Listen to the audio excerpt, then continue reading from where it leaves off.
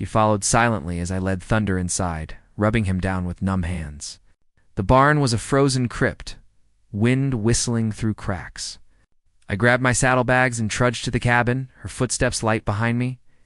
Inside, the cold hit like a slap damp. Bone-deep walls, log-hewn, and chinked with mud, long cracked. A massive stone hearth dominated one wall, black with old soot. Table scarred from years of use to rickety chairs. In the corner, a bed frame with a sagging mattress, corn husks spilling from tears. Dust everywhere, neglect's gray shroud. I dropped my bags, kneeling at the hearth. Kindling was damp. It took curses and sparks to coax a flame. Alara stood by the door, watching her presence await. "Wood's in the lean-to," she murmured. "Wet, but it'll catch." I grunted, not looking up. Who was she really? Widow, sure, but those eyes held fire.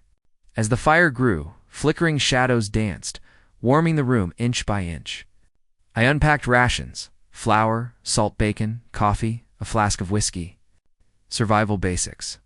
She moved then, efficient as a soldier, fetching a skillet from a dusty shelf, cleaning it with snow from outside. "I can cook," she said, not asking.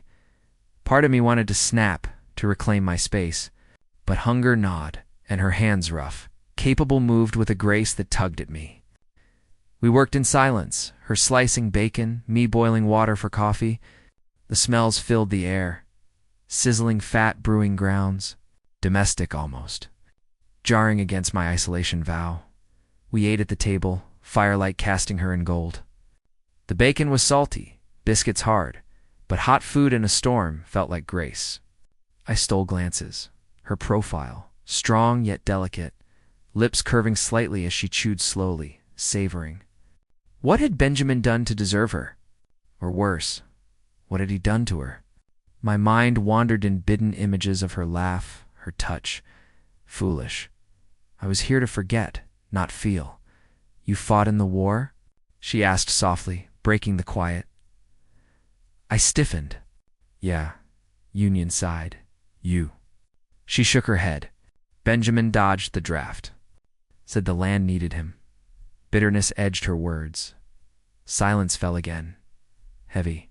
I finished, standing abruptly. "Bed's yours. I'll check the horse." Her eyes met mine, grateful, wary. "Thank you, Mr. Harlan." "Caleb," I muttered, pulling on my coat. Outside, the storm raged, but inside me, a different tempest brewed. Her presence stirred ashes I'd thought cold. As I bedded down in the barn's hay, Thunder's warmth my only company. Samuel's ghost visited in dreams, fevered pleas, battlefield screams. I woke sweating despite the freeze, heart racing. What was I doing? Solitude was my armor. But Alara, she cracked it. Dawn broke crisp, the world reborn in white. Snow blanketed everything, pristine and deadly. I stomped to the cabin, finding her up. Fire stoked, coffee brewing. The aroma hit like a bomb. "Storm passed," she said, handing me a tin mug. Her hair was brushed, falling like midnight silk, cheeks flushed from warmth. I nodded, sipping. Black, strong, perfect. Paths need clearing. Barn, woodpile. She didn't argue, pulling on those oversized boots. We shoveled side by side, breaths clouding, muscles burning against the drifts. Her swings were steady, no complaints, body lean and strong under that dress. Curve of her hip as she bent, strength in her arms, damn, it distracted. We didn't talk much, but the rhythm built something. Trust. No camaraderie, like soldiers in a foxhole. By midday, paths cleared, wood stacked. Sweat soaked us despite the cold. Inside, she made lunch. Bacon stew with flour dumplings. As we ate, silence comfortable now, she spoke. "Benjamin. He wasn't always bad. Came west with dreams. Gentleman rancher." Her voice softened, eyes distant. "But the winters broke him. Drink took hold. He'd rage, blame me for ... everything." The wind screamed like a demon straight out of hell, whipping snow into my face like shards of glass. I hunched low over Thunder's neck, my fingers numb claws gripping the reins, praying the old gelding didn't falter. Frostbite was already nipping at my toes, a cruel burn that promised amputation if I didn't find shelter soon. Wyoming's winter had teeth, and tonight it was hungry for blood. I'd ridden through worse in the warren bushes in the dead of night. Cannon fire ripping the air, but this blizzard felt personal. Like the ghosts of my past had conjured it to finish what the battlefield couldn't. My name is Caleb Harlan, and at 42, I was done with the world. Or so I thought, until that night changed everything.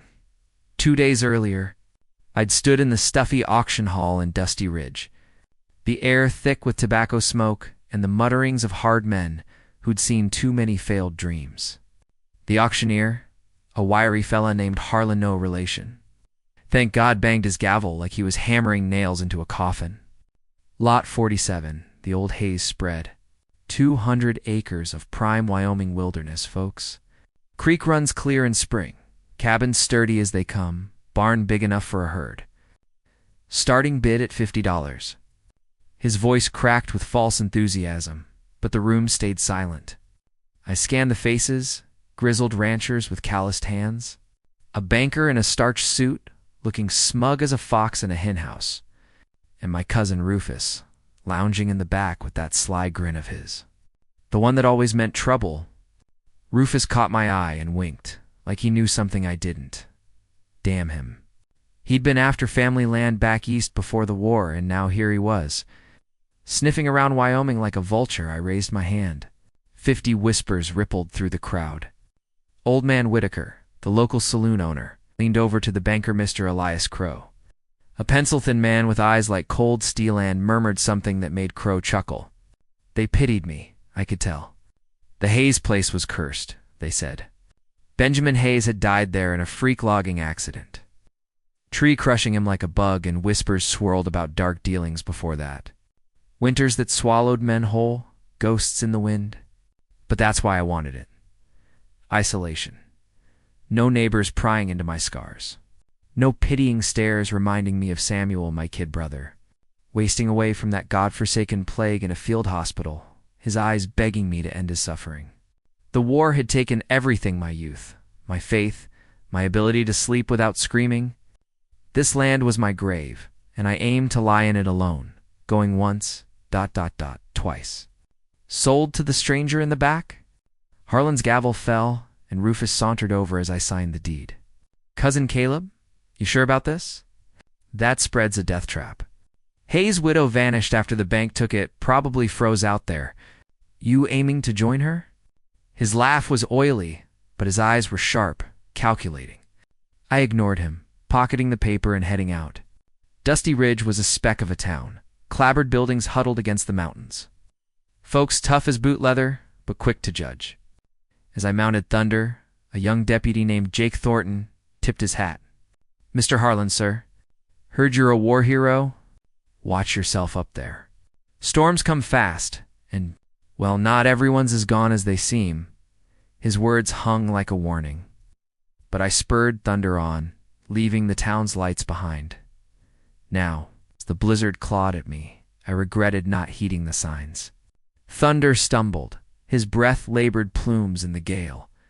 My knee, the one shattered by shrapnel at Gettysburg, throbbed like a fresh wound. Visions flickered. Samuel's pale face, his whisper, Caleb, don't leave me. I shook it off. The homestead had to be close. There a shadow in the white void, the cabin squatting in a valley like a forgotten tomb. Smoke? Faint, but there, twisting from the chimney. Intruder. My hand went to the Colt at my hip. The metal ice cold, even through gloves. Squatters, maybe, or worse. I urged Thunder forward, dismounting in a drift that swallowed me to the knees. The barn loomed first, doors iced shut. I kicked them open with a crack that echoed like gunfire, stepping into the musty dark. The air smelled wrong hay, but laced with something feminine like lavender soap long faded. My eyes adjusted to the gloom, heart pounding.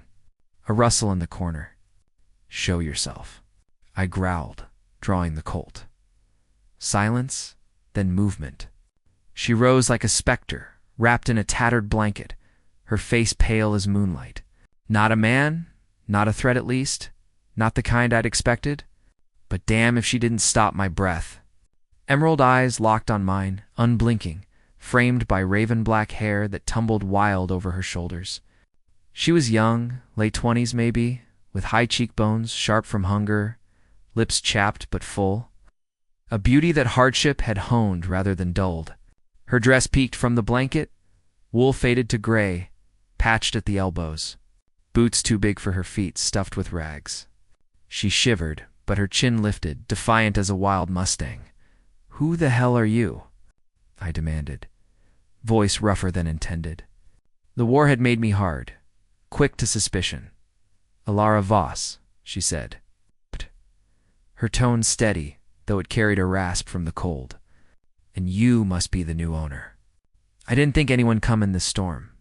No fear in her eyes, just weariness, and something fiercer, pride. Voss, Hayes' widow. The name clicked from Rufus's jabber. "This is my land now. Bank foreclosed after your husband." After the accident, pain flashed across her face, quick as lightning, then gone. "Benjamin, yes, tree fell wrong. They said it was instant." She clutched the blanket tighter, knuckles white. "Bank gave me nothing. No family, no money. I've been here since fall in the barn. Figured no one noticed till spring. A squatter. My plans for solitude shattered like ice under a boot. I wanted to rage, to send her packing into the storm.